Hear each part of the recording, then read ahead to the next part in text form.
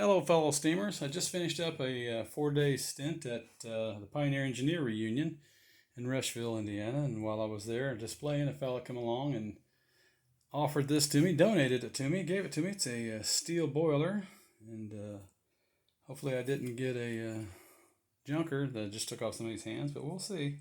It's 23 inches total height, and the boiler is 12 inches alone, and it's 17 from here to here inches, and it's 8.5 inch outside diameter. It's got a lot of nice fittings on it. I can tell there's going to be a whole lot of penetrating oil used on it. Had a valve here and I tried to straighten a little bit. Of course it snapped off, but I like the sight glass, and it's got a burner built into it, and it's got some kind of a pump to inject water back into the boiler. I have to figure that out. Got a host of fittings on it.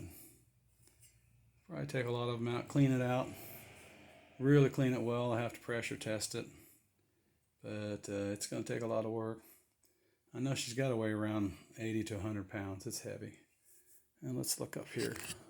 I like this cap. As you can see, some mud daubers plug some of the holes, but we'll clean all that out. We'll clean it all out, give it a hydraulic test before we get too far with the cleaning it, make sure it's sound, and see what happens. Kind of making this video so I can remember how I received it. And this is a water intake line here. It's got some kind of atomizer burner, I was told. But here you got a manifold here, 4 valves on it here, and then another one over here. So we'll find out what it requires, and I'll start spraying it down, getting things freed up. A lot of nice looking fittings, it looks like. All right then, well, thanks for looking.